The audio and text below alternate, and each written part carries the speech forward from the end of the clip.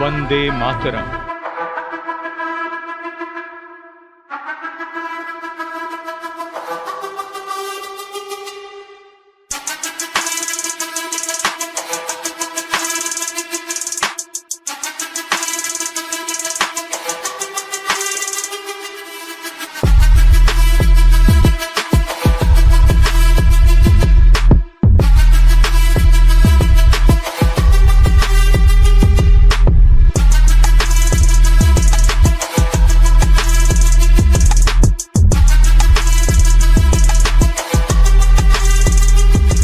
So நாடு அப்படின்றது நம்மளுடைய பாதுகாப்பு வெறும் ஆயுதங்களை மட்டும் வைத்து கிடையாது.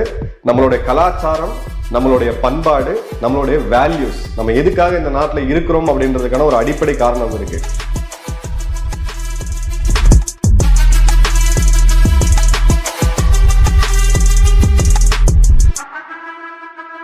இனி இந்த எல்லை தாண்டிய பயங்கரவாதத்தை இந்தியா பார்த்துட்டு பொறுமையெல்லாம் இருக்காது.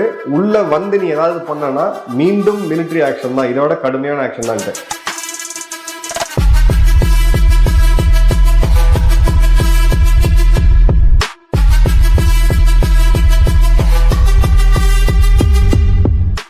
It is an honor to introduce a true visionary, a voice of the soil, and a man whose life story resonates deeply within every Indian heart. Everybody, please join me in giving a loud hand for Major Madhan Kumar. Joining him on stage today, we have an esteemed member of the Chinmaya Yuva Kendra, Sai Teja. It's an honor to have you amidst us, sir. Thank you so much. Swami Anukulanji was telling how busy of a schedule you were having, and we are truly grateful to have you here. I would like to start off by saying we have a pledge, the Chinmaya pledge, and the second line says, "We serve as an army, courageous and disciplined, ever ready to fight against all our tendencies and false values within and without us." I think it is befitting that Gurudev Swami Chinmayananda asked us to serve as an army. And the two most important qualities of an army are to be courageous and disciplined.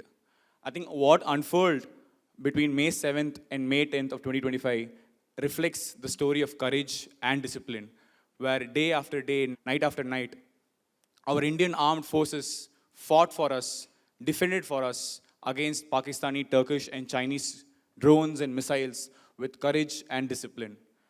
And I think it is only befitting that we have Major Madhan Kumar sir amidst us to talk more about that. And it is important to understand that this is not just a war that is with another country. This is a 2.5 front war, right? And the 0.5 includes all of us, where we as citizens need to take collective action to ensure that our country is safe and sound and is on the path to greater economic progress. Without any further ado, I'll leave the stage to you, sir. Please share your insights on what unfurled between those 2 weeks and what is the way forward for us as citizens and as a country. Thank you. Can we be a little louder? Jai Hind! Thank you. Thank you. It's my pleasure.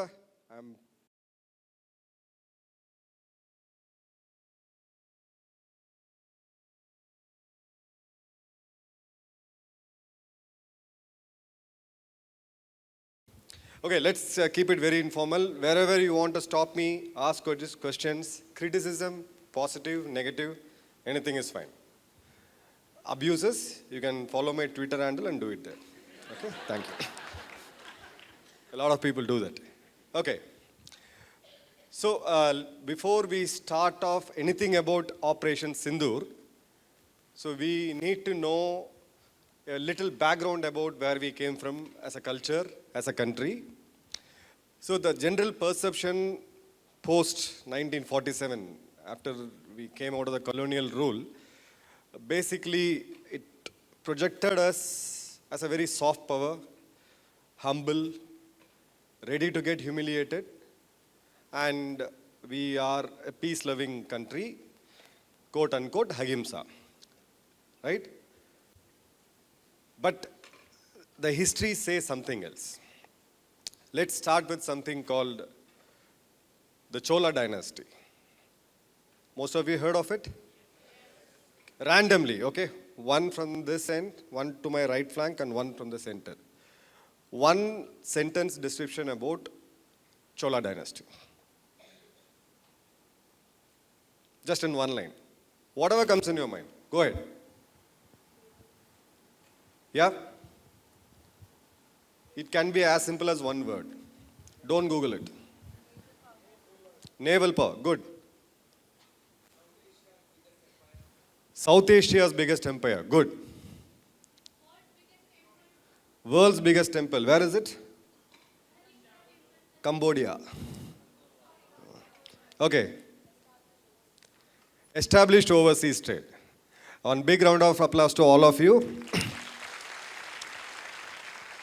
The current Indian Navy, we call it as a blue water navy. The Pakistani Navy is a shallow water navy or a green water navy. As you go deep into the ocean looks more and more blue. We are a blue water navy. The navy is not just meant to protect our seas. For that, the Indian Coast Guard is there. Navy of a country reflects the ambition of the country. In the past 10 years, you would have seen 2 aircraft carriers being commissioned into the Indian Navy. One is INS Vikrant and one is INS Vikramaditya. These are not here to guard our 6,500 kilometers of coastline. That's not the objective. The objective is to dominate the Indo-Pacific.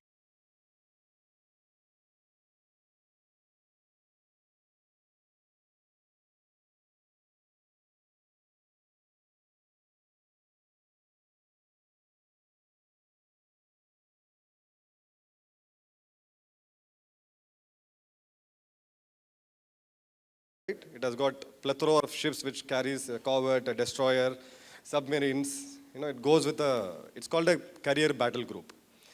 And then there are 30 aircrafts which can land and take off. It's a mobile runway. It can literally, if one of our aircraft carrier with its full battle group decides to go and attack Karachi, which is a port where Pakistan imports 90% of its oil and natural gas, 60% of its import and export. Right?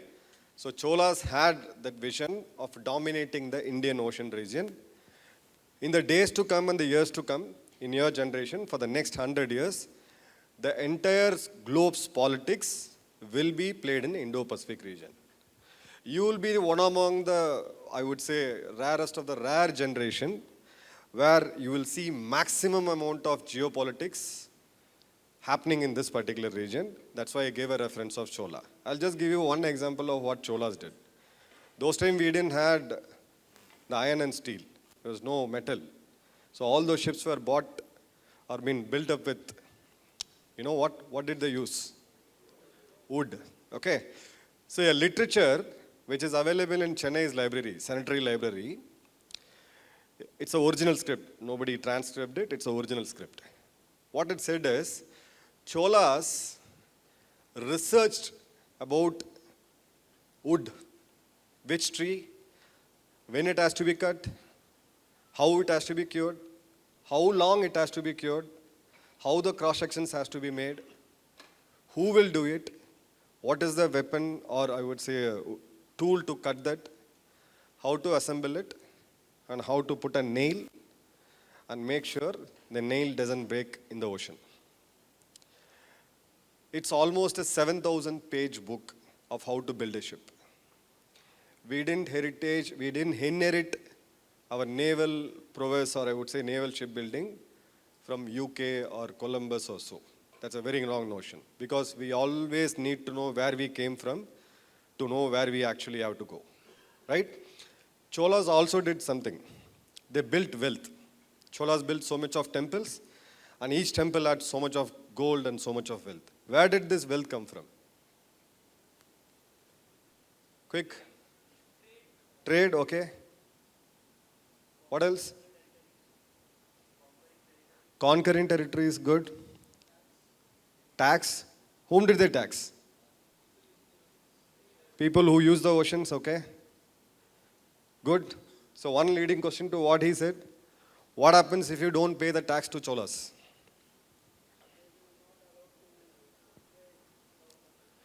Okay. The world's trade was happening such a way. China was the largest GDP in the world, followed by India. So China was sending porcelain, silk and whatnot to the Middle East and the current Europe. So it has to pass through the Indian Ocean, which is exactly what we call it as Channel 13 of a sea route, which crosses through the Malacca Strait. If a ship has to go securely, which means that ocean route has to be secured by means of, the pirates were already always there.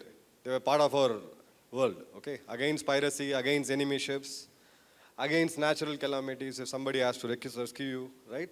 So you have to pay a certain amount of tax to the kingdom which was dominating the Indo-Pacific region or the Indian Ocean region, which is Cholas. And if you don't pay it, they had trained commandos who will get into the sea. They had the ability to swim as far as 5 kilometers without coming out. So that's the level of training which they did to get these sailors or the commandos, whom we call marine commandos, Marcos today. There was a selection process of how the recruitment wing of Cholas, they went inside the villages.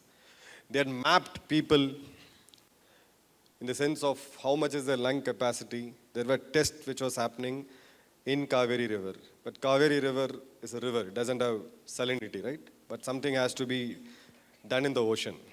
So they added salt. Made a swimming pool kind of a thing. They trained those commandos there. They will go and hit the ship at a given point of time. It's called a warning shot. Still, if you don't mend your way, then the next hit, the ship goes down. This is the dominance which we had. How much time was Chola dynasty? 1300 years, close. So we come from that heritage, right? The modern day shipbuilding has changed. We have again restarted it. We will master it again in a matter of, say, next few decades. Okay, next. How many of you heard of Maratha dynasty? Again, same. One-line definition about my Marathas. What's special about them? Arabian Sea, okay. Guerrilla warfare, good. What else? Brilliant strategist, okay. Akhand Bharat, okay. Swarajya, okay. Stronger spy network. Okay, I'll just summarize it a bit easily. They were fighting against bigger enemies, Mughals. Numerically superior, they had more number of horses, they were better trained, they were huge in number, and they were dominating the north. So how did the Marathas, the Shivaji regime decided to fight? They didn't fight with the might, they didn't fight with sheer strength. They fought with the brain, which gave us to a new kind of warfare called guerrilla warfare. In Sindur, or I would say Uri surgical strike, it's called a surgical strike. You hit the enemy in a place, their command headquarters, their strategic assets, their intelligence, their kings, and who else? Somebody has to run the war, the army generals. No, that's where they hit. And we could again win. I'll leave Ahom dynasty as a homework to you all guys, right?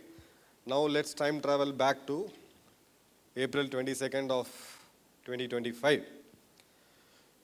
So when we do a military strategy sitting in Delhi, can, again, one sweep, what do you see as the biggest threat to Bharat?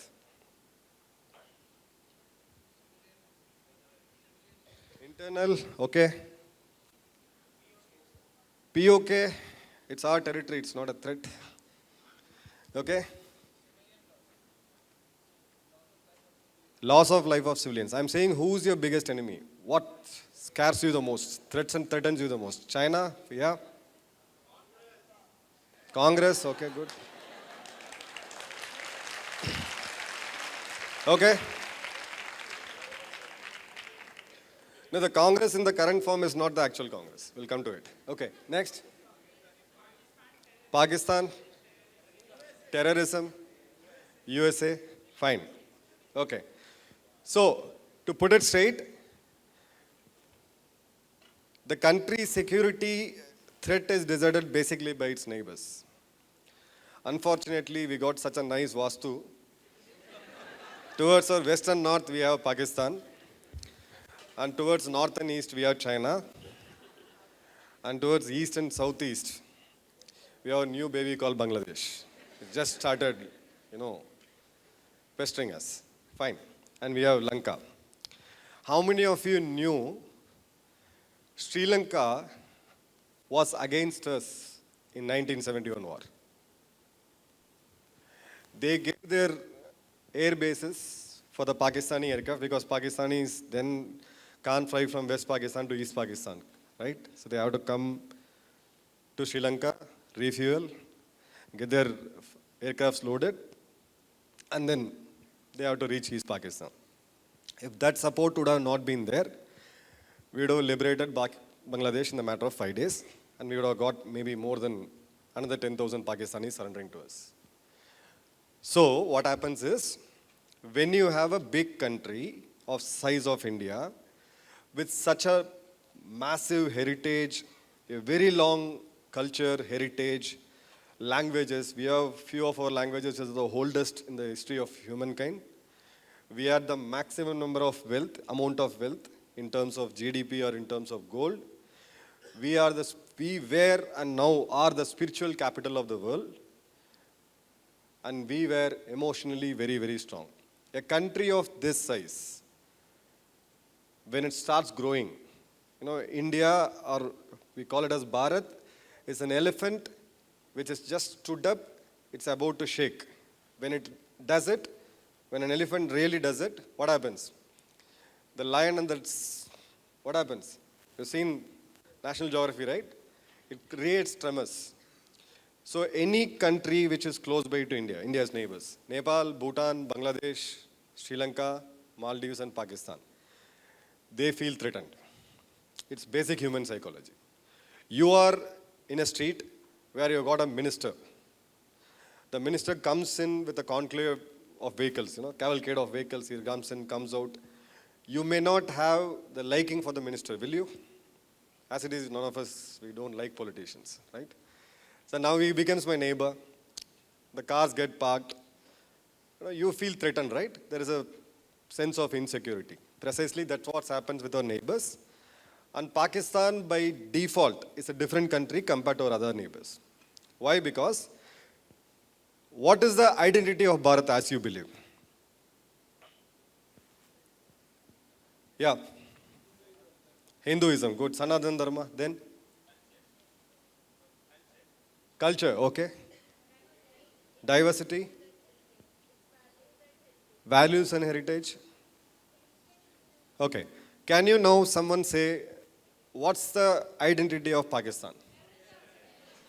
That's the latest identity. Religious extremism, fine. Okay.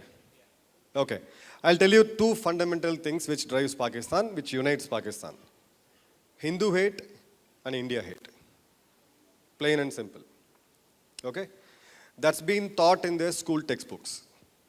A Hindu in their 3rd and 4th standard syllabus, Hindu is a fat guy with a fat belly, shrewd, dishonest, and a very bad guy. A bania. That's what is written in their textbooks. And they have an identity which keeps changing every 2 decades. When they started that as a country, Pakistan means pure, land of pure. So they identified themselves with Persians. The Iranians said, you are not Persians. They kicked them. Then they become Mughals. So that's why you see all their missiles being named after Babur and this thing. People who came, invaded, kicked them, become their heroes. Later they become, after 80s, they started going to Gulf and all these places. They started behaving like Arabs. If you ask Pakis who were born in 1970s and 80s, they tend to have their identity as we are like Arabis. Arabis don't like them, and Arabis do kick them. Okay? Now came somebody called Turkey, Erdogan being the president, who came up with the Turkish dream of Ottoman 2.0. Now their latest identity is Turkish. Your identity cannot change every 2 decades, boss. Then there is some serious problem with you. Seriously, right? My identity is Indian Army. I cannot keep changing that every 2 decades or so. So this country is fundamentally born on 2 principles: hate Hindus and hate India. Clear? Let's not have any doubt of who your enemy is. Now the country, on all economic parameters, 4 important pillars of socio-economics. First is your food security. They have imported 30 million tons of wheat last year. Food security is gone. When this country was formed, they were water surplus. Today they are water deficient. They messed up their fundamental resource. Second thing is education. 50% of their Pakistanis are school dropouts. They are illiterates. Third is your, can somebody say, economic students? MBAs? GDP? I would say that's in deep coma now. It's been in deep coma for quite some time. Pakistan has a unique record of going for a IMF bailout. You know how many times? 25. This is a silver jubilee year for Pakistan. And they're proud of it. They're very, very proud of it. India went once. Yes, we did go. We went twice. The second time when we went, we took the 2 installments of the IMF. We opened up our economy. I would want you all to go back and thank and salute your fathers and mothers especially, because those are the people, that was the generation which repaid back the IMF money, and we didn't take the second or the third tranche of installment, and from there India is rising to the glory. It's your fathers and mothers. You are a very pampered generation. Pampered, you know the meaning of pampered. Literally pampered. When your fathers, when they went, IT revolution happened, they went to US, went to a lot of places. They were on average working for 16 to 18 hours a day, 7 days a week. Go and ask their stories, they will tell you. Because they had struggled, because they paid their taxes, because the remittance we got in, the country started, this elephant started getting up, and today it has woken up. Right? Now coming to the third, what exactly happened in Palgam. If this fundamental understanding is clear about Pakistan, this country is not going to change.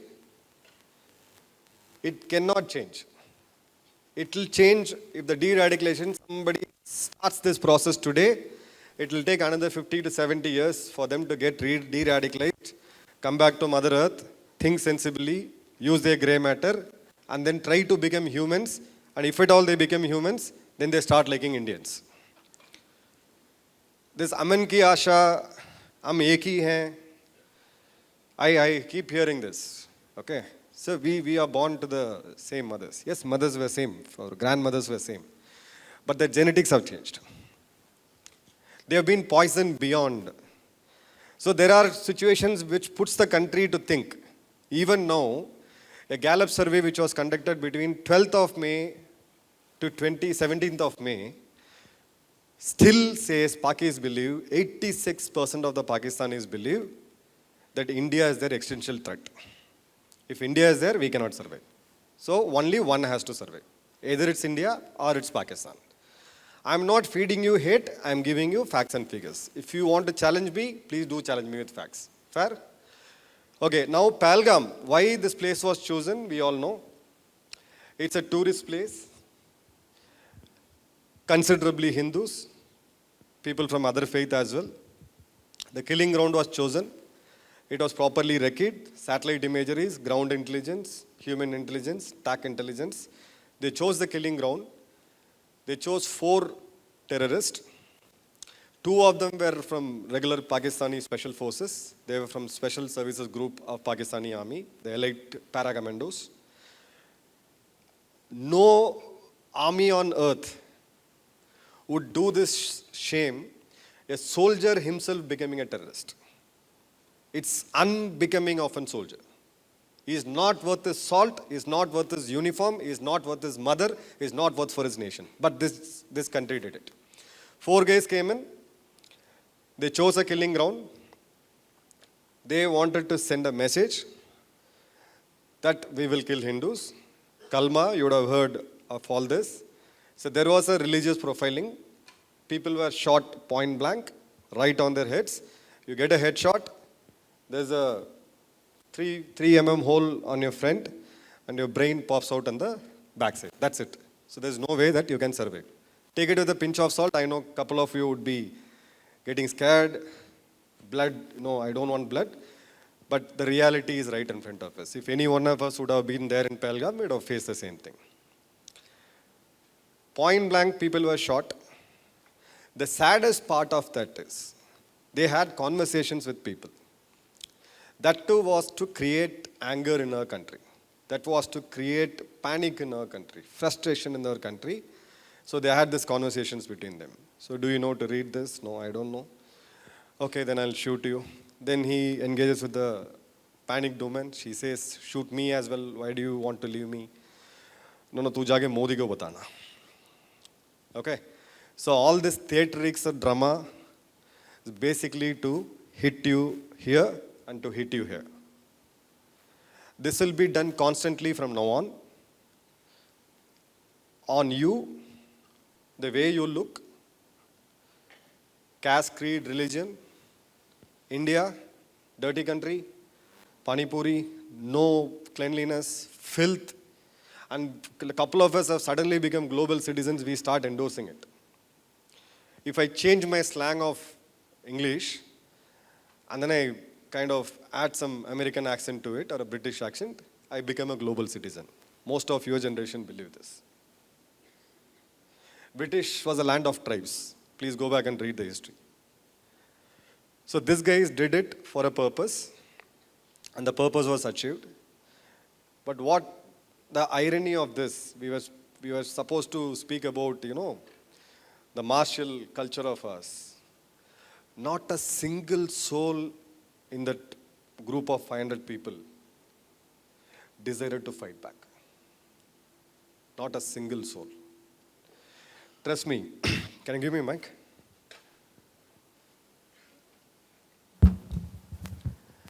The size of a pistol is somehow this.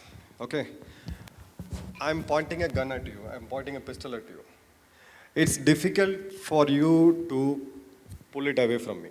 There are combat techniques to do it, but in general, people who are not into it, it's difficult for you to pull this up. Even if you try to pull it, I can shoot you. But if I am carrying a M15 or AK-47 rifle with a long barrel, you just have to turn it. It can easily load it. It's basic physics, right? It's basic physics. Come here. Straighten your hands. Be strong. Straighten your hands. Keep it strong. So it's, what is this? Physics student? Cantilever? Anybody is aware? Cantilever? So if I try to pull him down, it's tough. Okay? I can do it aram se here. That's what rifle means. But none of us did that.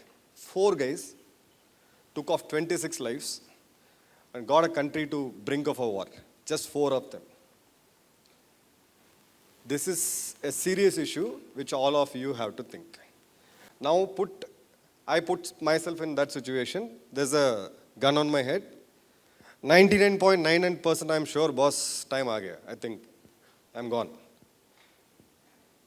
Does it make sense to make one attempt to fight back? One attempt? What happens? I will still die. Right? I'll still die. I do have an option of becoming a national hero. If not, for Instagram and Facebook, at least save those 26 lives. Think about this. Introspect yourself. Basic life skills, basic survival. It's high time we are a bhumi of ahimsa, nothing happens here, it has happened. Today it's happening in Palgam, tomorrow it can happen in Pune. It can happen elsewhere. It's just because of our forces who are guarding our borders, it's been stopped there. This happened in Mumbai, 26 November, in the same CST, in same Colaba, right? Same Taj, Oberoi. The same thing happened. So I would urge all of you to have some basic understanding of how to take a lone wolf attack, how to safeguard yourself, and if possible, how to save others. Israelis, it's taught in schools. For Israelis, it's taught in schools, okay? They do it.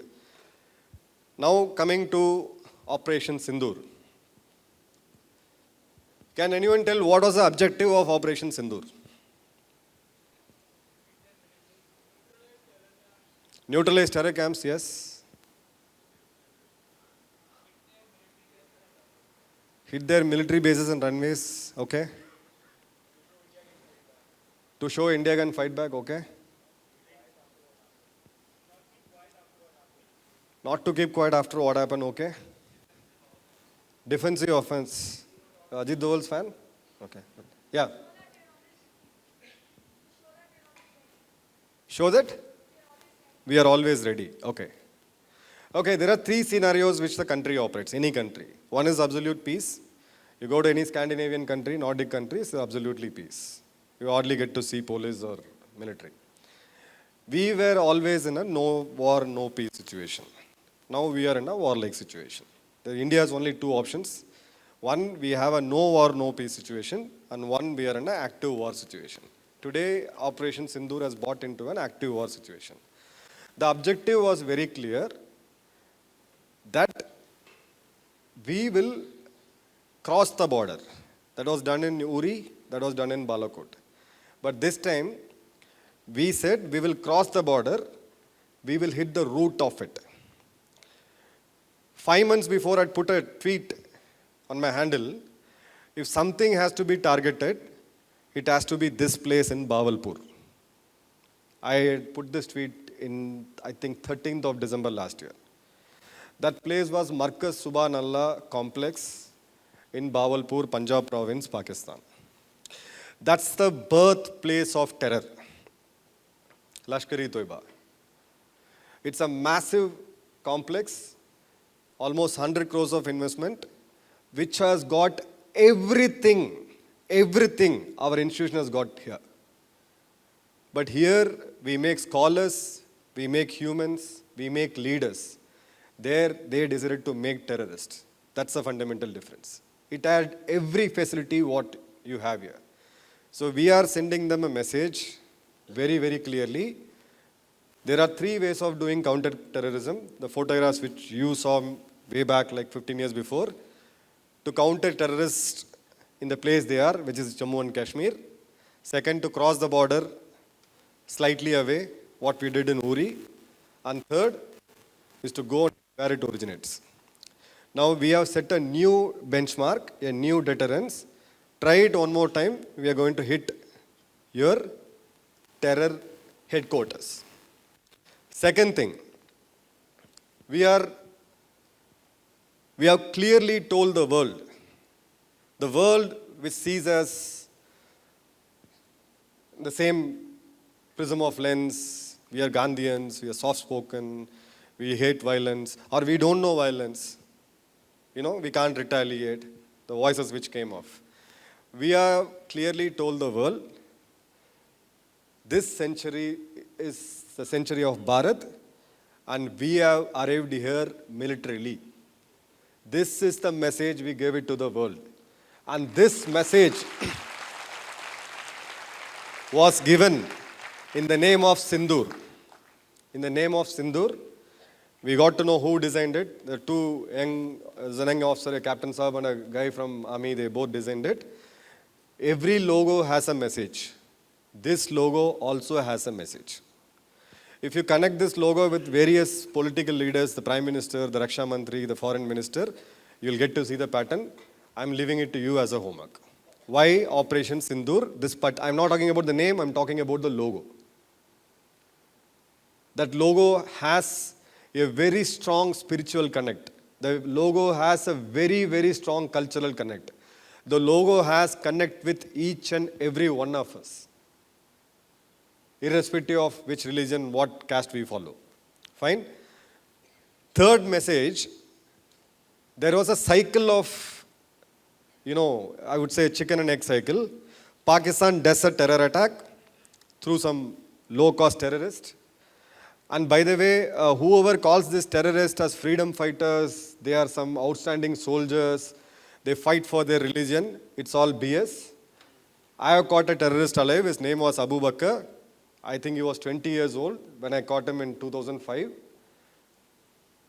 I inquired him, we did an interrogation. He turned out to be a murderer who got a, life sentence in a Rawalpindi prison. He was picked up by ISI. He was told, go and do terrorism in India for 3 years. You are free to walk with some amount of money, which was 5,000 rupees at that time. So this guy came in, and only on the third day, he realized that he was actually with me. The first 2 days, he was thinking that I was his friend with a clean-shaven look because he was drugged. All these guys who come in are drug addicts. When you are high on drugs, synthetic drugs, you don't feel the pain. So there is no gaga about it, there's no macho about it.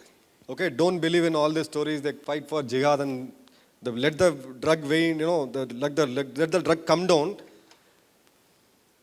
They're a woman, I don't want to use such a language. Okay, fine. So here we have clearly given a message that the cycle of doing a low-cost terrorist, sending them in, doing something like Mumbai, doing something like Palgam, doing something like Akshardham Temple, and then the civilian face of Pakistan comes in. The Prime Minister says, no, we will talk. The army is bad, the government is good, and this thing. And then we mobilize, we come back, and then the one more cycle repeats. This was repeating for almost 40 years. If you would have heard Prime Minister's speech day before yesterday in Bhuj, so he was very clear in saying only one thing. The army and the Pakistani government is in one bracket, and the Pakistani people are in another bracket. This is an industry, they are cheating you. If you still wanted to get cheated and support terror, goli to hai mere. Okay? That was a clear message. We are not going to segregate state and non-state sponsors. Okay, what happens? India does a massive mobilization. We are going to strike. Operation Parakram 2000. So Pakistan takes something called a nuclear weapon. Boss, we have 130 of it. We have all those painted missiles. Nothing is Pakistani. It's all Chinese stuff. Painted green and then put a star in it. Okay, nothing. So there's nothing called scientist in Pakistanis. Don't believe in that theory. So it's a painted one. You take something and green paint it. Okay, then it becomes Pakistani. So this guy said, okay, now we are going to use the nuke and nuke. Register this fact in your mind, register this fact and be proud in saying this to whichever part of the globe you go in, whomever you meet. The only country in the world which hit other country which has got nukes and right on their nuclear facility was Bharat, and he is Bharat and will always be Bharat. This requires extraordinary amount of intelligence. Your enemy has 130 nukes. Any nuclear war scenario between India and Pakistan, in first 1 hour of that nuclear war, you know how many people are estimated to die in a simulation? It's a CIPRI report. 12 crore to 18 crore in just matter of 1 hour. People will vanish in thin air. That's the amount of nuclear impact both countries have on each other. If you see Pakistan is not a land of, it's not deep.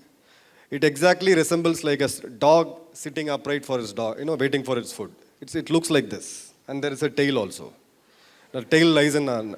So what I mean to say is, from the Indian border, the farthest point of Pakistan is 476 kilometers. There is no depth to it. So if even they, blast their own nuclear bomb by accidentally, that's going to affect us. No jokes, it's going to affect us. So imagine yourself as a leader who's heading the Cabinet Committee of Security, that's the Prime Minister.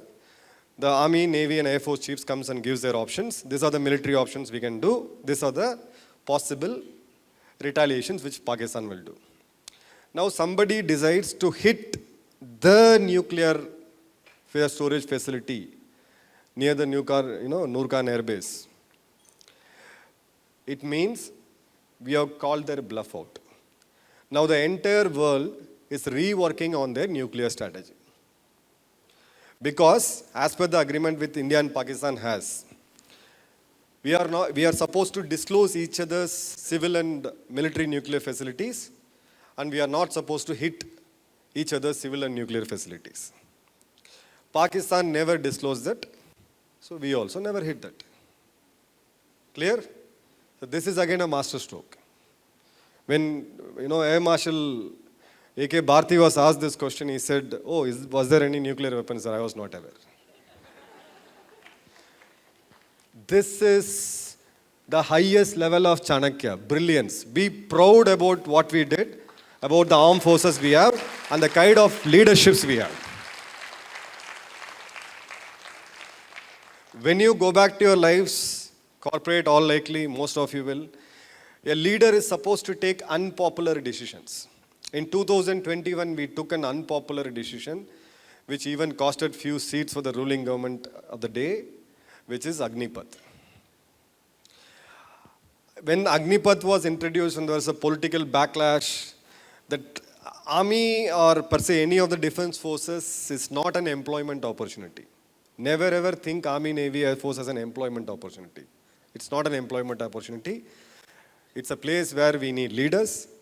It's a place where we need leaders who can lead their men to death, and it requires certain amount of madness. It's not everybody's cup of tea, trust me. So when Agnipath was introduced, and this entire aura of, people are losing employment, government is behaving like corporate, they've been thrown out, they've got arms exposure, arms practices, they can go and join foreign armies, they can become private armies. We are destroying the fabric of Indian army. The British gave us so much. Why do you want to experiment? When something is running good, just don't touch it. All these things came. The maximum amount of time I had put in my media life, the TV channels and debates and my own YouTube channel, was that particular time trying to tell people what Agnipath actually means. In Sindur, roughly around 3,000 to 4,000 Agniveers were employed in active combat, right from firing a BrahMos to firing a drone, to shoot down an incoming drone, to drive a heavy truck which carries the BrahMos missile, in firing Akash, in tackling radars, in studying satellite images, working in command centers, and facing the enemy right there in the border. The performance of Agnipath, if there is a scale of 0 to 10, it's 10 out of 10.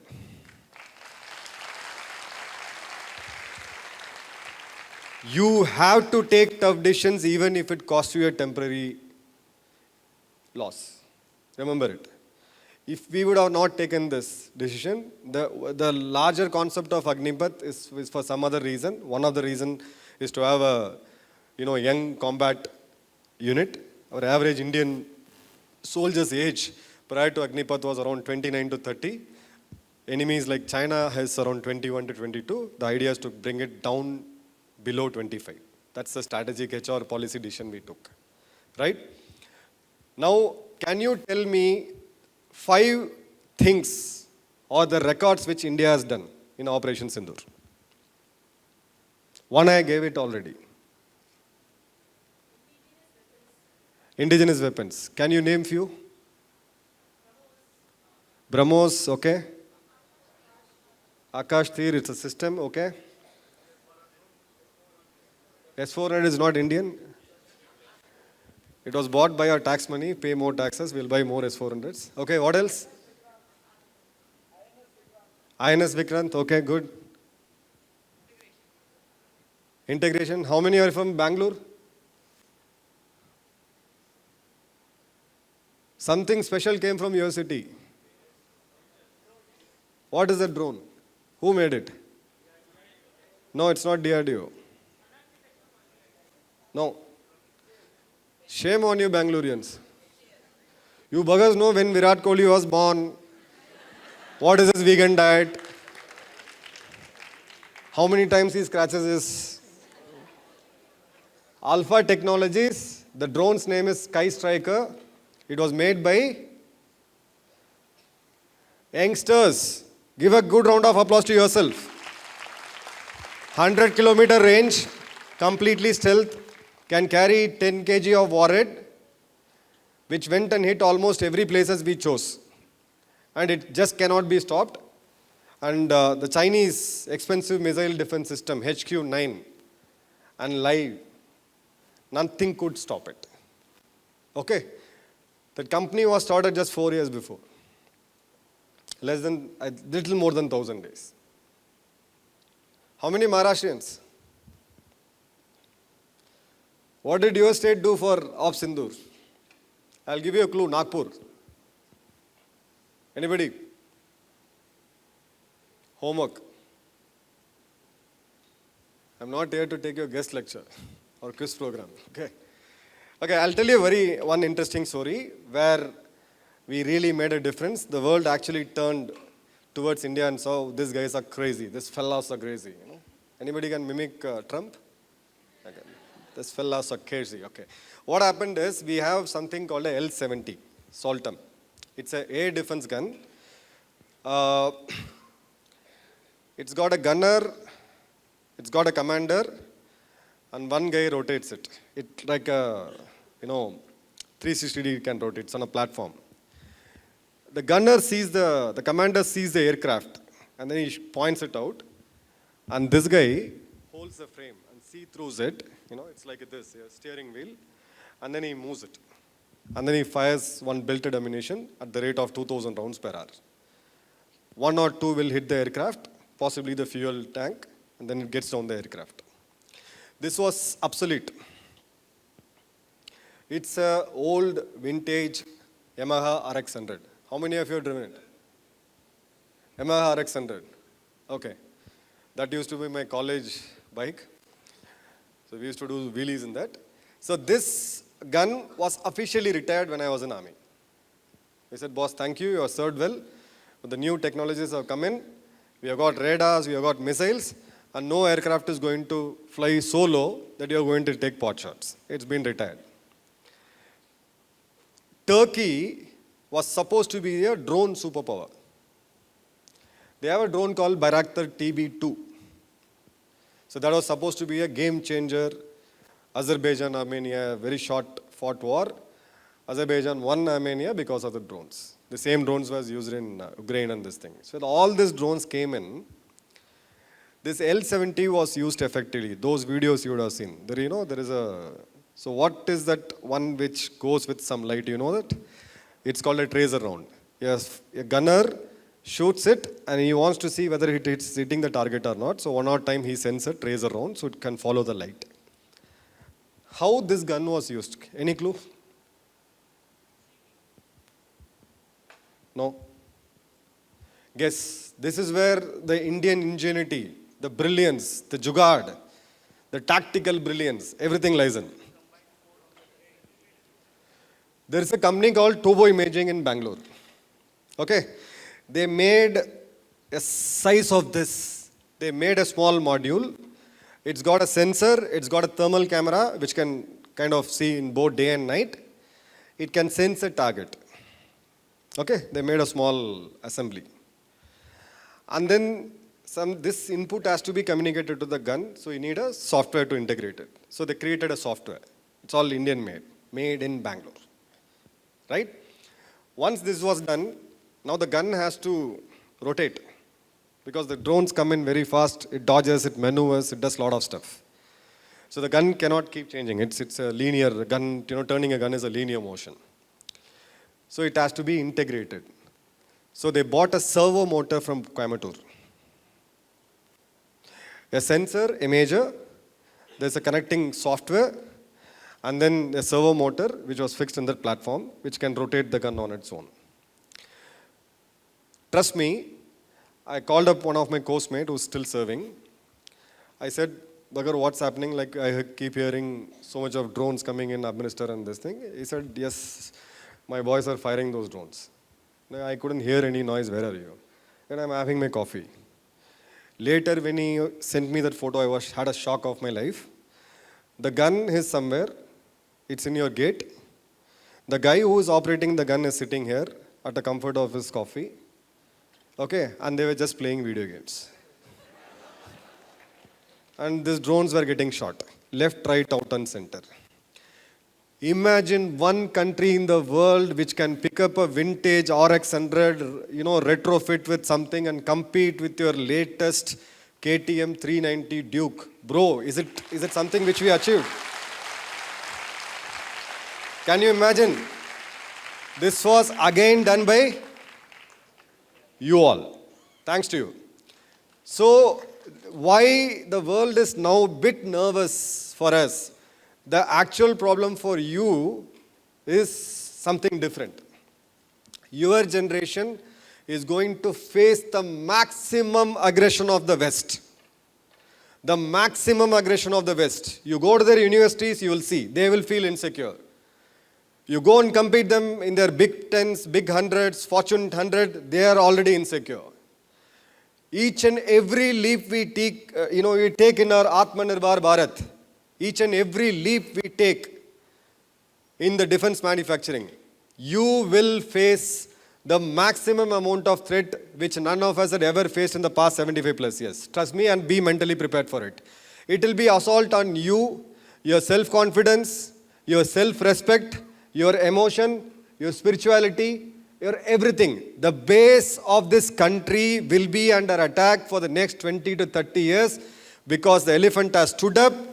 It has stood up so massively. It has stood up and announced the world. 3 days, enough for me to put down the 8th most powerful military power in the world. Just 3 days is just enough. You know what is the cost which Pakistan paid this time? Can somebody put a tag, economic tag to what Pakistan is actually paid? Roughly? Because when I tell something, ये तो देसी वाला कुछ बोलता है. So when a Gora says, white skin says, yeah, good, this guy should be saying something good. So a rough estimate says it's $8 billion US in a matter of 72 hours. And this guy is cried. We have a Papu out there as well, Bilawal Bhutto. A third generation. I mean, there are a lot. I call my friend as a Papu. I said, I compare him with him. Due respect to my friend. So, this guy said in their parliament, okay, अरे ये चोर जैसे हैं, ये डकाई जैसे हैं, अंधेरे में आके मार दिया. For those who can't understand Hindi, these guys are like thieves, these guys are like thugs. They came and attacked us in the middle of the night. अगर दिन में आते तो. For a kind information, on 11th of May, the first attack which the Indian Air Force did was at 1:30 a.m. The second attack was done at Brahma Muhurt, 4:30 a.m. Third attack was done at 9:30, breakfast. And fourth attack was done at 12:30 for the lunch. Late dinner, Brahma Muhurt, breakfast and lunch. I'm not joking, register it. It's fact. It's fact. We have a, slowly the forces have come out with the mission debriefing. You will see all this mission debriefing happening. So all 4 times was served. And by 3:30, they came up with a white flag and then flat, Ji Janab, sorry, something bad has happened. This Asim Muni is a very bad guy. He did something nonsense. We will be good boys henceforth. Otherwise, we would have served them evening tea and night dinner as well. And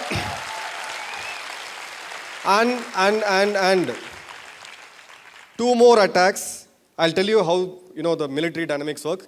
Pakistan has 30 air bases, out of which 15 is frontline, 5 is strategic. We have hit 11 of them, which out of 11, 4 is strategic, and the balance 7 is frontline. Right? One more day, if Prime Minister would have been angry like any one of you, angry young man, and decides to say, don't receive their phone call, keep going. Pakistan would have literally be defenseless. Their air defenses would have been destroyed. Their fighter jets cannot take off. Then after, it's the Indian Army's will to go to Lahore. Last time we went a bit ahead of Lahore. If we want to go to Balochistan, Quetta, we can go as well. Or we can go crossover, meet our Afghani friends, have a coffee and come back. Okay, so on a serious note, this is any grade of a military operation. You see all those Western movies, We Were Soldiers, Saving Private Ryan, all those tank battles and stuff, or the Israeli pager operation. This is far, far, far, far, far technologically superior, tactically brilliant, and decision-wise, it's way beyond. But unfortunately, we have a very serious problem in the modern era. We don't know how to market. First 3 days, the TV channels were screaming. My good friend Arnab Goswami, even, Yes 400, Yes 400, Yes 400, bros. That's what I said. Bodhiji went and purchased Yes 400. We shouldn't have bought Patriot. We never fired S400. The S400 was fired on the last day. It was Akash. Do anybody know Prahlad Rao? Who is he? The project director, the man behind the mission. Akash. You know how many educational institutions worked behind Akash? Not only IITs, 12. You know how many small and medium scale industries, startups which worked for Project Akash? 225 from Kashmir to Kanyakumari, from Rana of Kutch to Arunachal Pradesh. Imagine somebody driving a project of a missile which the Western power said, we are not even going to give you frame. The best friend Russia never gave us that, even the frame and the technologies of it, even the technical diagram of it. How do you see Japan as a country for India? Very friendly, right? The Prime Minister always does this, and we also do this. So when Maruti and Suzuki came into collaboration way back in 80s, it took 27 years for Suzuki to give us the gearbox. Nobody gives you technology. No one. Nobody gives you technology. Absolutely no. It's us who have to develop this technology. That is where Akash project started. And the vision of Akash doing this, who had this vision, the dream?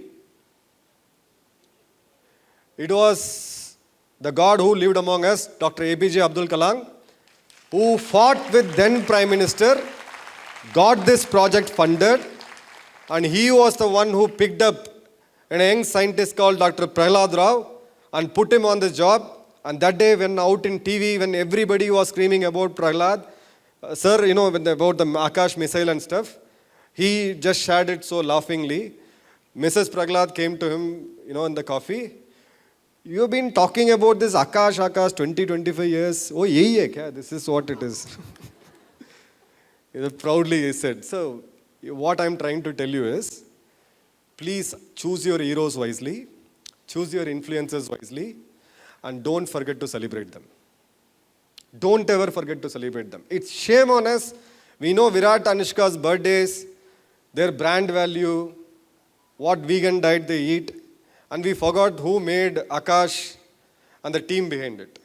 It's crime. If you don't motivate people who perform, what will happen? The people will perish.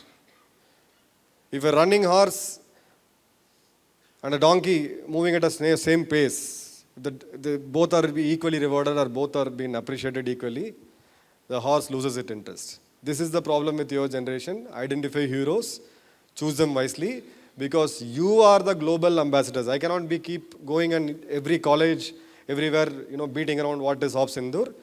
Each and every one of us are part of Hop Sindur. It is our job to highlight our technology, highlight our successes, highlight our missile programs to the world. Why should we do it?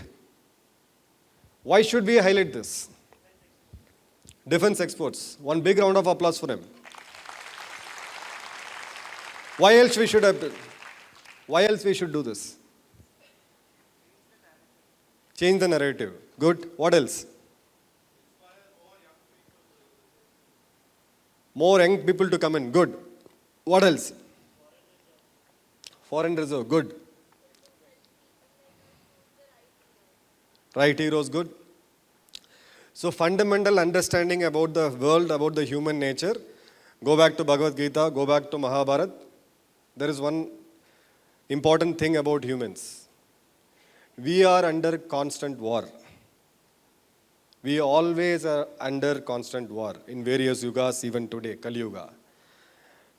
The time period between two wars is what we call it as peace. So till the human race exists, this arms race will also exist. So till the arms race exists, we don't have an option of living it by choice. I am, Gandhian thought believer. There's one slap, another slap. The way they're going to slap you, it's going to be so hard for you to forget. So let's not show our other chin to stab. If somebody slaps us, what should we do? Operation Sindur. We said pause. It's pause. We never said it's over. Operation Sindur is officially not over. On a serious note, our forces are in the front line. They are as equipped as they were on 10th or 11th of May. They are as equipped, as forward as they can in China. And we are about to do a missile test just in the Chinese border. And we have built a very strong drone base right in the Indo-Tibetan border. We are sending a very clear signal to the eastern side as well. The Chinese, Xi Jinping has this, emperor, Middle Kingdom emperor, Ming dynasty and so. So when Ming dynasty was where Cholas reached all the way till Cambodia, got bored and came back. So we are not going to be a territory capturing nation, but we have a limited territory. We have a very limited space to live. I hope you get the message what I'm trying to convey. We have a very limited space to live. If we leave this space to anyone, then we are nomads. We are not Israelis or we are not a Jewish race that somebody from US will come, make a strip of land for us, give everything and put us there. No, we need to fight our own battles. Let's be very, very clear about this. So in your generation, for you all to think is all about one thing. You got every damn thing covered. Your basis of Maslow's theory of hierarchy, what is it? What is the basis of Maslow's theory of hierarchy? Physiological needs, right? Food, water, roti, kapda, makan, all covered. Rather, actually, it's getting excess. You start dieting at the age of possibly 15 or even 20. You start dieting. Excess of food, you just touch it and then it reaches home. You got everything covered. The thing which really bothers your generation is Wi-Fi. Right? You can live without food, you can live without water, live without boyfriends, live without girlfriends. But if I switch off the internet out for 2 hours, Swamiji, please give them the break. Cut their internet off for 5-6 hours in a day and see how they react. Their inner spiritual thing will come out. Am I right? Right? Okay. Now, as you got everything covered, and we are in a place where a day before we are the 4th largest economy in the world. Now 4th to 3rd, it's just matter of time. Just two years maximum, we'll cross over Germany.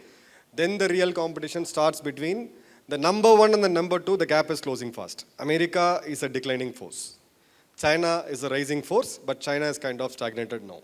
So don't think that Americans are going to help us. No. Their think tanks, their thought process is very clear. With India, we shouldn't do the mistake of another China. We should not let India to come to that level of challenging the number 1, the world order, global order, that is US. So their perception or their thing about India is 3 to 4% of GDP growth, unsolved issues in the western border, which is Pakistan, create some more trouble in the eastern border, which is Bangladesh, and then have a unstable government around, the one which we had between 91 all the way till 2014. This is the India which the US wants. But we are going in another way. Remember 2 things if you challenge US, you are their worst enemies. One is the dollar. Second, can anyone? Oil and dollar is mixed. Weapons. We are now challenging them on weapons. There are certain classified things I cannot disclose it so early. What we showed to the world in Operation Sindur is 5% of our military capability. And India's strength, they always used to say, is conventional war, sending in tanks and scores of soldiers inside. No. We fought completely a modern war. Countries are looking at us. They can create hundreds of Rafales. They can create missiles. That's a different story. The S-400 system, which India used only once, vis-a-vis the manufacturers, the Russians used so many times in the Ukraine-Russia war. There's a close friend of mine who's from Russia, an ex-officer, who has a sizable expertise, good amount of expertise in S-400. He said, there's one thing, there is a saying. One is a mission, and second is the man behind the mission, or the woman behind the mission. By the way, this AD regiments have a lot of women. Okay, I can't name her. The one who operates this S-400 is a woman. The way we used it, the tactical superiority, the way we used it, Russians couldn't do it. Now they want to learn from us. Rafales, we flew, we came back, missiles, Scalp, Meteor, Hammer, we did everything. Now the pilot's data, how he maneuvers, how he dodges, what's the mission challenges he faces, this is life's lesson. Nobody is going to give. They are asking us. They are even ready to give us the source codes. Know as this. So you are at a place where you got everything covered as far as your pyramid is concerned. But what we can possibly improve is the sense of belongingness, the pride of Bharat, the heroes and heroines whom we should celebrate, and the success of Sindur. This should resonate to the world. I'll leave that to you all, the warriors of Chinmaya Mission. Now, I think we have 10-15 minutes. Okay, we can go ahead with questions. So, sir, I have few questions. Did you really take notes? Yes, Good. I took notes. Thank you. Yes. So, Bipin Rawatji, the late CDS, had informed us about 2.5 war front. So, we believe that army is dealing with efficiently with the two fronts. But, however, as the youth of this country, we feel that we should be aware and ready to deal with the 0.5 war front as well. So, what's your take on that? How you'd like to guide us? Okay, I'll put the question back to you. What's your understanding of that 0.5 war which General Bipin Rawatji spoke about? I'll give you a basic understanding. Any country has fault lines. Any country has fault lines. Okay? For us, there are a couple of fault lines. Punjab, once Khalistani movement was a fault line. Kashmir was another fault line. So Pakistan launched something called K2 project, Kashmir and Khalistan. You make your enemy bleed with 1,000 cuts. Then we have the far extremist left, which is called Maoist, which is almost over now. Maoists once were active in 75 districts of India. It has come down to 7 to 3 now. Possibly will be Maoist free in just a matter of few months. We have insurgencies in North, which has been going on for long, which will take some more time because those are tribal population. Our understanding about Northeast is nothing. That's why I always say when we want to go on a tour, India has got everything, Bharat has got everything. If you give me a ticket to Almaty or a place, unless or until I officially travel, I still have places left. Even after my military career and my corporate career, I still have places left in Bharat to go and visit. Okay? And the major fault line which they are trying to create now is the North-South divide, the language divide. So your generation generally is like North guys are this, South is this. It's all part of the game. Don't play it into the gallery. My only advice is don't play it into the gallery. Play into the gallery. When something like Bangalore, Kannadiga, this stuff is going on, something is happening in North, this stuff is going on, don't jump in and then put a tweet or a Facebook post or in support, supporting it or disliking it. Support or oppose both. Certain things can be well left. Rahul Dravid, if he decides to play, he plays. Otherwise, he keeps leaving the ball. Doesn't mean that he's a bad batsman. Not every ball has to be hit. So have this trigger control of your social media. Something happens, and after the Google I/O coming in a week before I saw the demo, impossible to find out which is a real video or which is a fake video.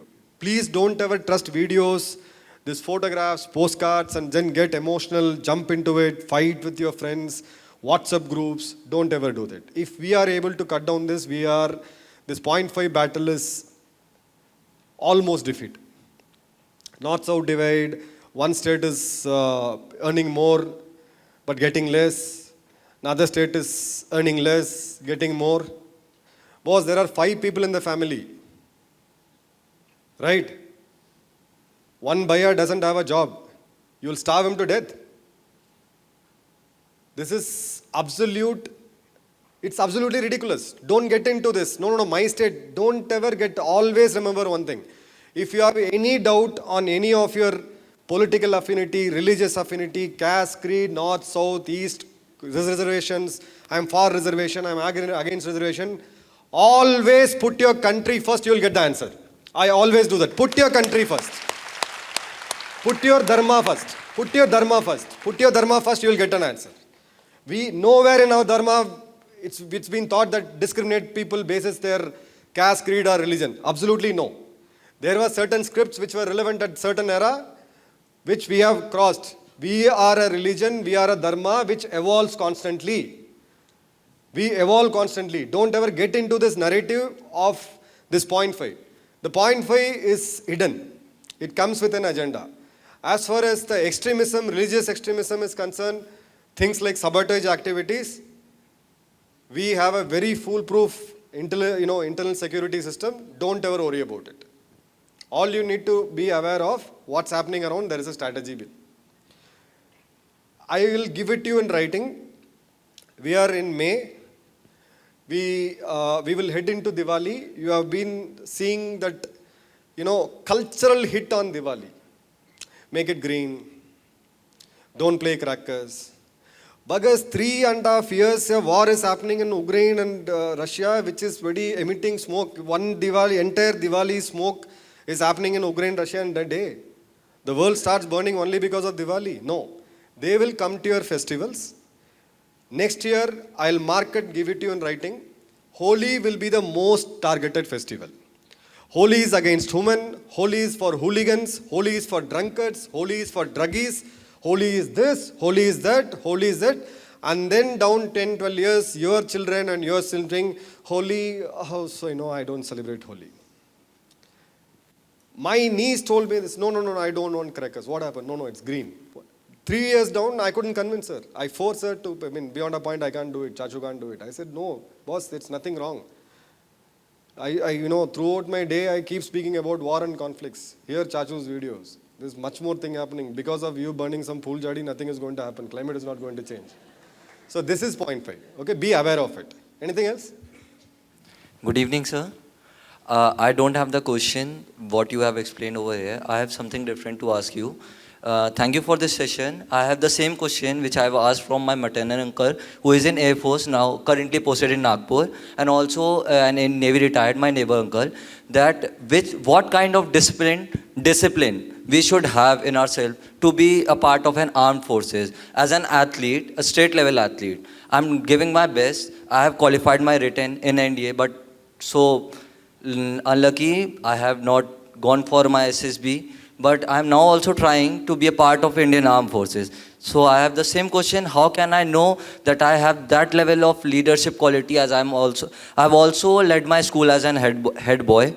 So I want to know what kind of discipline I need more and what kind of leadership I should have to be a part of Armed Forces. Good question. See, 3 things they see in SSB. 3 or 4 things. They classify it as OLQs, officer-like qualities. Firstly, you have to be a team player. There is a psychological test which happens for a period of 5 days, group interviews, discussions. You just can't manipulate it. They find it whether if you're a team player or not. That's first. Right? If I come and tell that, in my tenure in Russia rifles, I shot this many terrorists, then I'm wrong. I led a team. And somebody led me as a team. I'm part of both. Unless or until you be a team player, You can never be a leader. Second thing, be yourself. I'll give you one example of what happened in my SSB. There is a questionnaire you write, right? So they said hobbies. I said nothing. Music, nothing. Which is a real fact. Second, about sports interest, they gave this bigger questionnaire. I only wrote gully cricket. It's a fact. I know only to play gully cricket. I'm not a sportsman.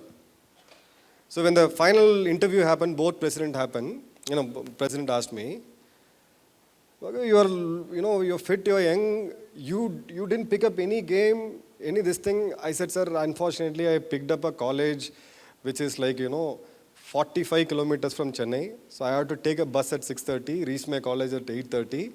And evening at 4:30, the college gets over. By the time I come back at 6:30, I spend time with my friend. And that's it, I get tired, I go off to sleep.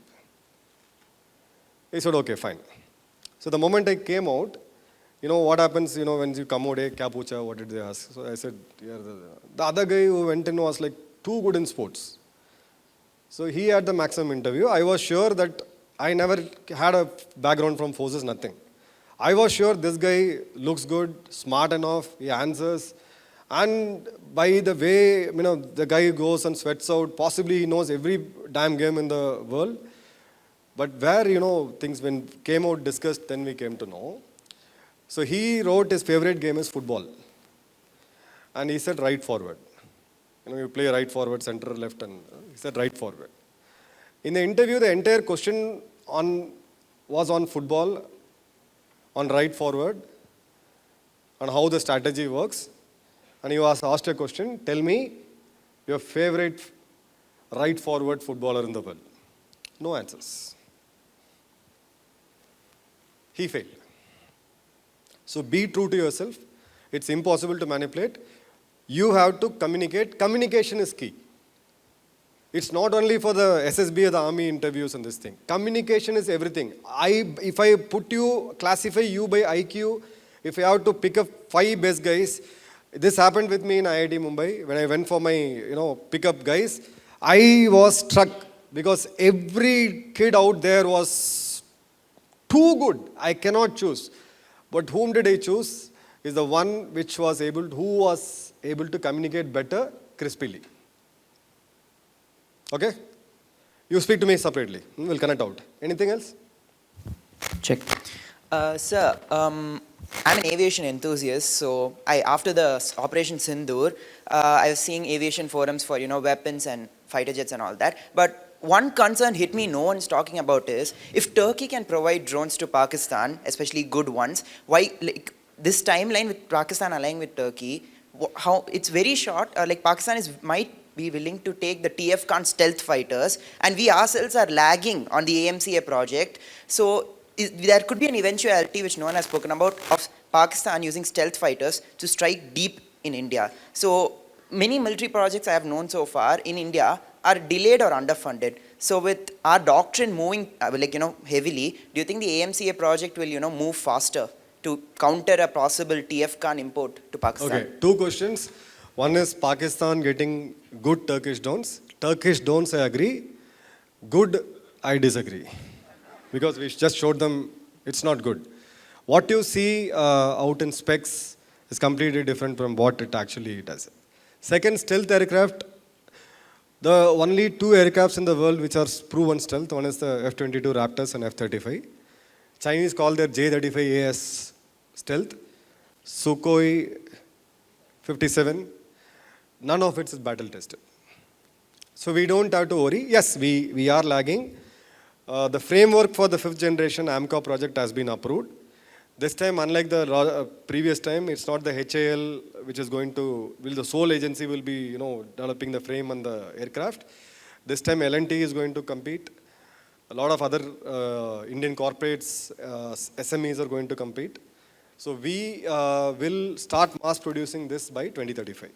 So in the interim period of 2035, is your question, we should have 42 squadrons, we have 31. What will happen if Pakistan deep strikes? This is what too much of theory does to you. You shouldn't be too studious. try to be like me. Don't not act bad like me. Okay. What I'm saying is, stealth is not the only criteria of the 5th generation aircraft. If it is not seen in the radar, it doesn't mean. So our strategy this time is, I hit all their radars, I hit their strategic bases. Now how will you take off?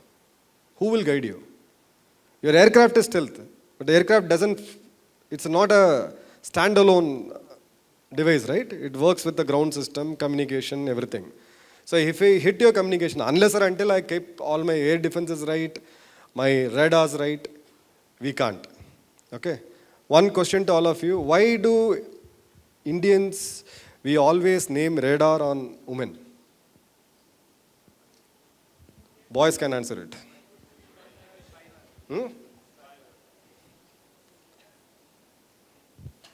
You go, yes, twins. एक जैसे shirt बताओ, why do we name radars on women? Swati, Drishti. They observe better than men. Big round of applause. It's by instinct. Women have better senses. They can sense faster and sense much better. That's why radars are always named after women. Any other questions? Namaskaram, sir. Yeah, this side. Okay. So I wanted to ask, in the 1970s, when East Pakistan needed help, we helped them and made Bangladesh. Now, when Balochistan is, the separatist movements are active a lot from decades, why are we not helping them as much as we did then? Okay. First of all, don't go by the Western narrative. They are not separatists, they are freedom fighters of Balochistan. They are freedom fighters of Balochistan. Okay, we should respect their. If Kashmiris are called Mujahids, then we better call Baluchis as freedom fighters. The fundamental difference between then East Pakistan and the current form of Balochistan is, East Pakistan had the numerical threshold. There were 8 crore of Bengalis. The population was high. Baluchis, unfortunately, the land mass is huge. 60% of Pakistan is Balochistan. But their population is less than 70 lakhs. So until you have the numerical threshold, you can never act like a professional army. With all due respect, Pakistan army is too strong. A militant force can always hit and run, guerrilla tactics. But if you want independent, you want to secure your territory, that requires a larger army. An army of at least 3-4 lakh of people, which they don't have now. Balochistan will eventually become a separate country, but it will never be an independent country. There's a difference between a separate country and an independent country. They will either be under the influence of China, India, or US. It's going to be a messed up place, unfortunately. Anything else? Hello, sir. Good afternoon, sir. So, we are brother from another mother. Okay. तो sir मेरा एक question था, out of the box question है, जो अभी media वगैरह में narrative set कर दिया था कि अब कश्मीर मत जाओ टूरिज़्म के लिए, वो इतना अच्छी जगह हो गई थी टूरिज़्म के लिए, and the terrorist attacked only that thing only कि वो टूरिज़्म को वहाँ से ख़त्म कर रहे हैं, एंड उस चीज़ को बहुत वो बढ़ा के दिखाया गया कि अब जिन लोगों के प्लान्स थे वो मे बी उन चीज़ों को कैंसिल करें या वो डर का माहौल वापस वहाँ के लिए बन गया. तो आप क्या उसके बारे में बताना चाहेंगे? आपका देखो बॉस, रोड में एक्सीडेंट होता है. यस, वो ये जवाब. मैं कल से रोड यूज़ नहीं करूँगा. वो ही कहना चाहेंगे आप कि ऐसा होगा अब किसी जगह पे? मैं क्या बोल रहा हूँ, आप इस तरीके से देखो. 26 लोगों का हत्या हुई है सर. बिल्कुल. Now that is a numerator. Kashmir में कितने लोग गए हैं? करीब 1.5 करोड़ के आसपास. That comes it down, puts it down to 0.0001%. आपको यहाँ से पूना विमान नगर के जो रास्ता है ना, उसमें 1 महीने में उससे ज़्यादा लोग मरते हैं. ये नैरेटिव है, ये चीज़ तो हो सकती है. This is what they want. What I am saying is we should not get into it. मैं ये नहीं बोल रहा हूँ कि कल कश्मीर चले जाओ, पर मैं ये बोल रहा हूँ कि सेफ है. ठीक है. मेरा लाइफ का बहुत टाइम मैं वहाँ पे रह चुका हूँ. And if you all believe in God, the birth and death is not actually in our hands. Thank you sir so much. Script already लिख दिया. Thank you. ठीक है. हाँ, Namaste, sir.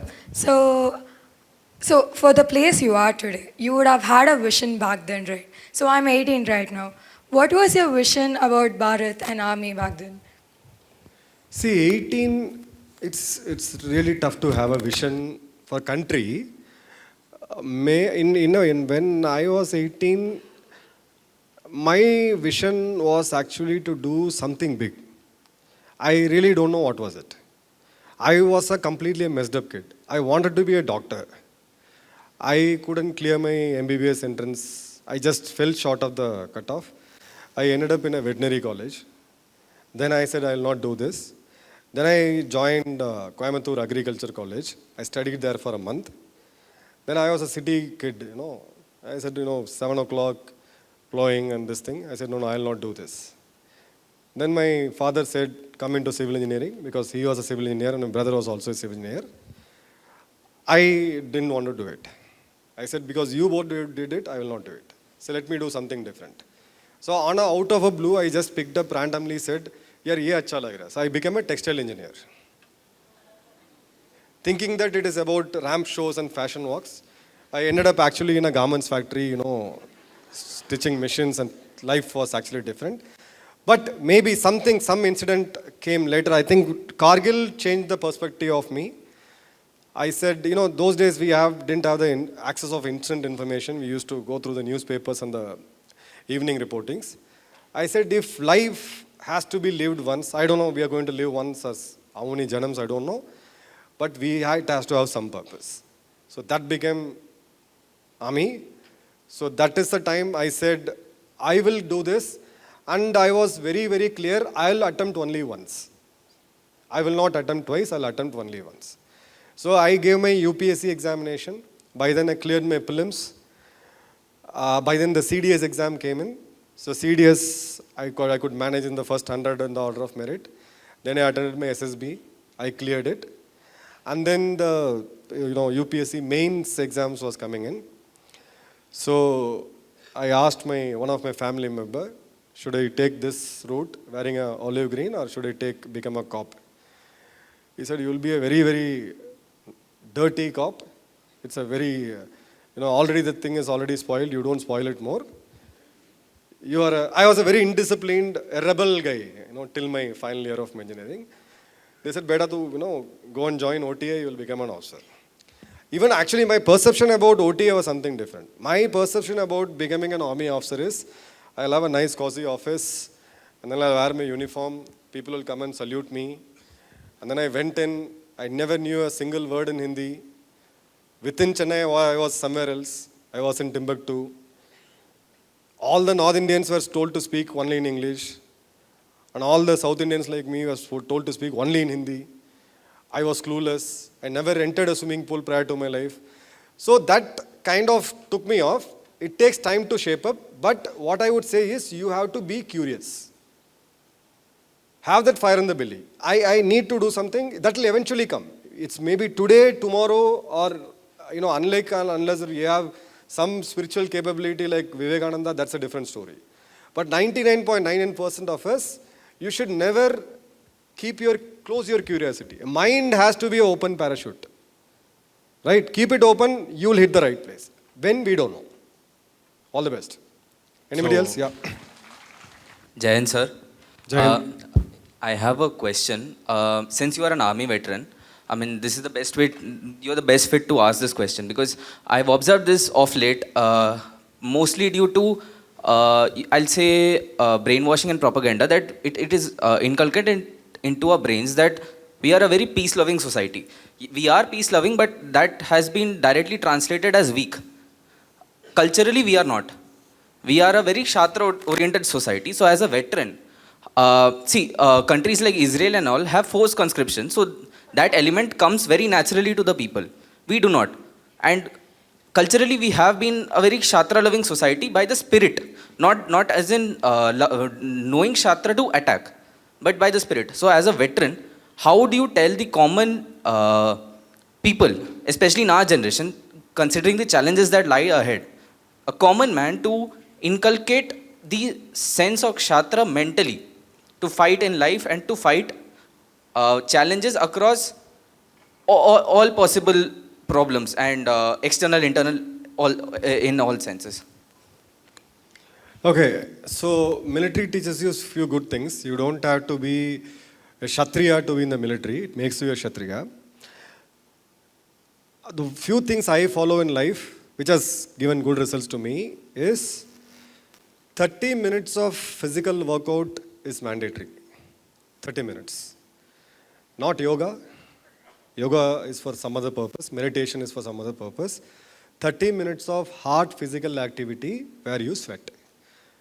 If it's form of dance, fine. Gym, fine. Running, jogging, games, anything. Because that kind of, it's scientific, more to do with your hormones and stuff. So once you are into it, once you are active into it, then possibly whoever is interested can pick up a contact sport, right? Karate, yoga, taekwondo, things like that. But this mind and body, it works together. It's not that by mind I am Kshatriya, I am weak. It doesn't work that way.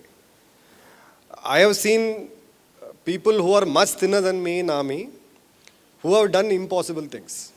I'll forward it to Swamiji. Swamiji will in turn share it with you.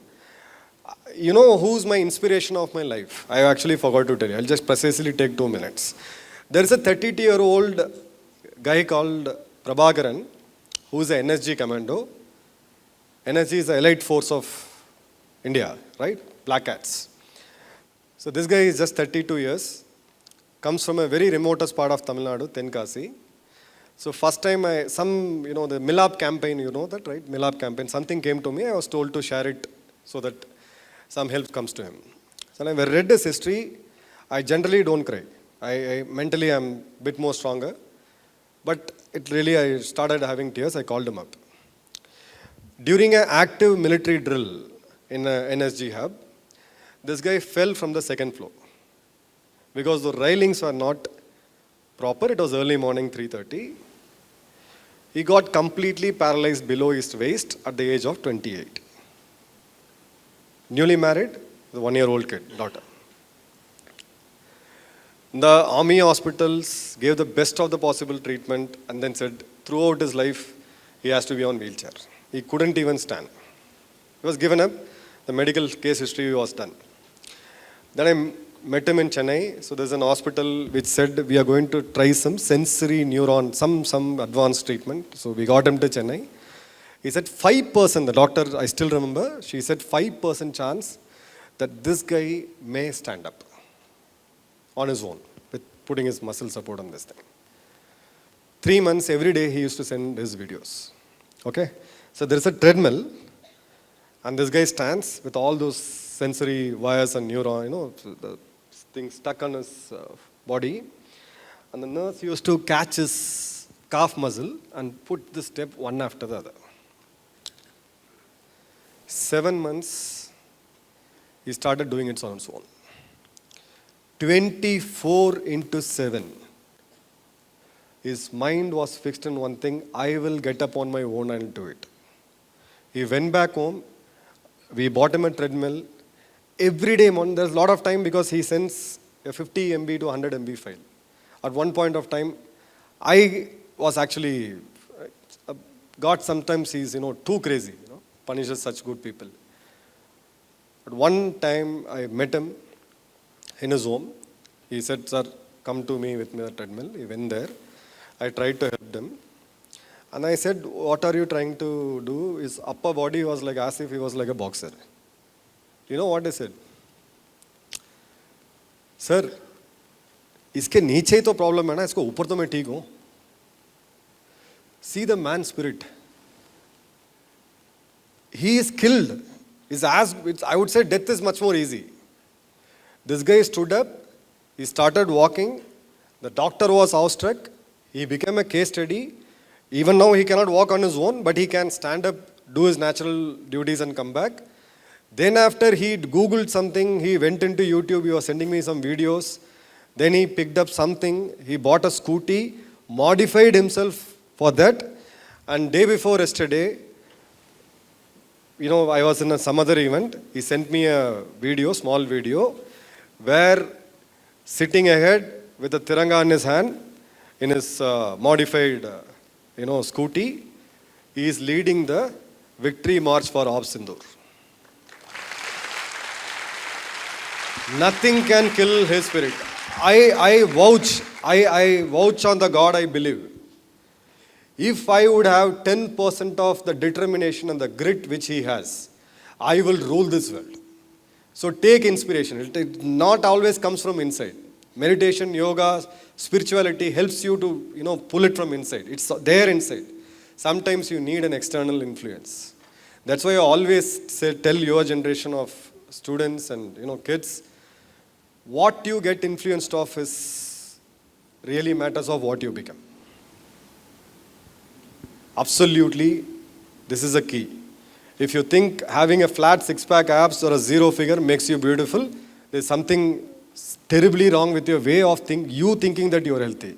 Spiritual health, mental health, emotional health, followed by physical health.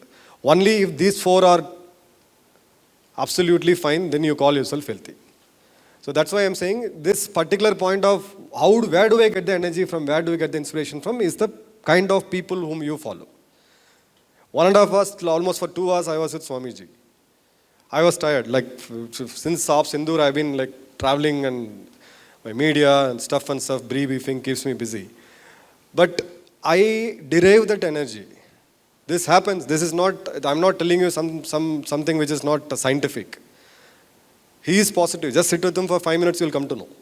Right? So it depends on whom we are getting influenced with. Virat Kohli, I'm sorry. I don't have any hate on cricket or Virat Kohli. But my fellow countrymen have much bigger people to follow and get inspired. How many of you know Tessie Thomas? Missile woman, give a big round of applause for her. None of us know Tessie Thomas, okay? She is the project director of Agni 5 missile. When we tested that, China woke up and they wrote a daily in their editorial in their Global Times that India is getting aggressive. India is underplaying its Agni 5 missile program that is capable of hitting any target within a range of 10,000 kilometers. Entire China is under threat, entire Europe is under threat. Better watch out India. And they wrote a very nasty editorial on this great heroine of ours called Tessie Thomas. She is retired now. She happily lives her life in Trivandrum. Anybody goes to Trivandrum, Google her and find her and go and meet her. 5 minutes of your life, speak to her, your vision about life will change. I don't have this, I don't have that, I don't have this, I don't have this. I know this country is bad, politicians are bad, people are bad, north is bad, south is bad. That's all fine. I just spoke to her briefly for 5 minutes. I just asked only one question. What made you to, reach this level? She comes from a very poor family, 5 sisters and brothers. The thing is, she said, her home was just next to a, rocket launch pad. She said, when I was in my 10th standard, I thought I should do this. This is my inspiration. This is my dream. One day I'll be sending this. Agni 6 is already on. She was the mission director of the missile, which can pretty much reach any part of China, any part of Europe, and can travel to the stratosphere, come back and hit Pakistan. Okay? Humble, sari-clad woman, down to earth. So I'm reiterating it for a reason. Please choose your influences smartly. Your big boss, your celebrity, so-called the movie actors. If I don't segregate my entertainment with my core life, then I will myself become an entertainment. Don't get into it. You're through? So thank you all. Let's celebrate Sindur. It's a message to the world from India that we have arrived. Just in a go say with me, we have arrived. We have arrived. Jai Hind. Jai. Jai. Jai Mataram. Mataram. Mataram.